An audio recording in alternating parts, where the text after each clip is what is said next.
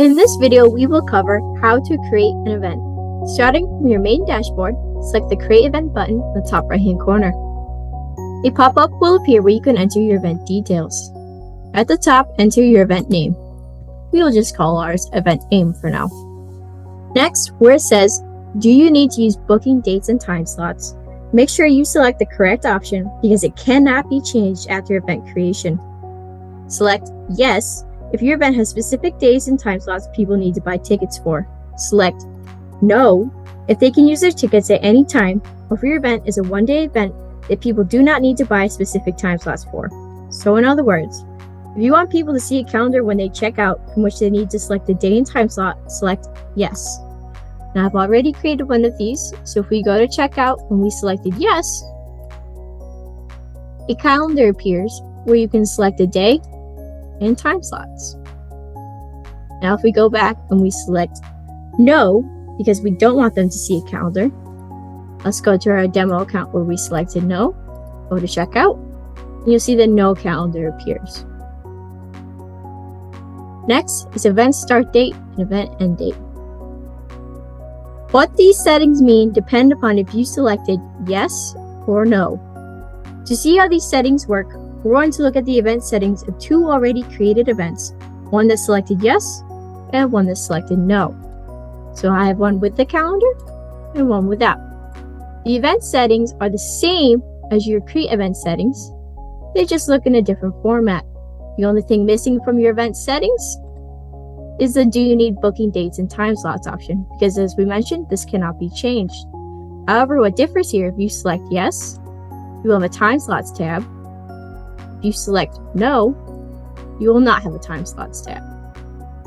Let's go back and say that if you selected Yes, your event start date is the day that the appointment calendar will be available from. All days before the event start date will be hidden. Here you can see I have my event start date set to today. For me, today is the 27th. Now, if we go to our demo event, we will see that all days prior to the 27th are canceled out, and all days from 27th on are available. Now, event end date is the last available day in the appointment calendar. All dates after the event date will be hidden. If you do not select an end date, the calendar will continuously repeat the daily time slots without an end. Here you can see I have no event date set and no event end date set here. So you can see that my calendar goes on forever.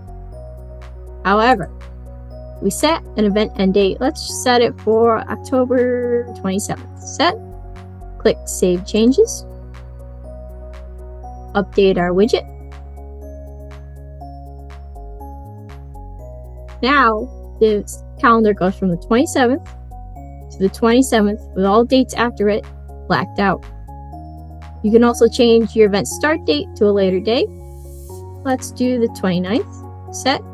Save changes. Refresh our widget. Now we will see that today is blocked out because this is 27th, but our calendar starts from the 30th and goes to 27th. So let's just set our event start date for today for this one. And let's make this one repeat forever.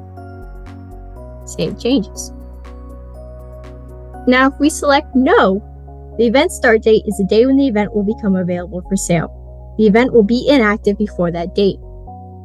So let's go to our settings where we selected No calendar and check the event start date. Right now it's set to a few days ago. So when we go to our widget, we will see that all the tickets are available. However, we change the event start date to a couple days from now. Hit Set, Save Changes, go to our widget and update it. We will see that it says the event has not yet started yet, so nobody can purchase tickets. Now the event end date is the day when the event will become hidden. If you do not select an end date, the event will stay active continuously. So now if we go back in, we change our start date back to today.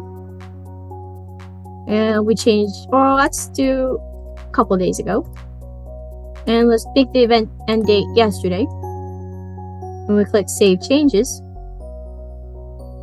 update our widget, it now says the event has ended and no tickets are available.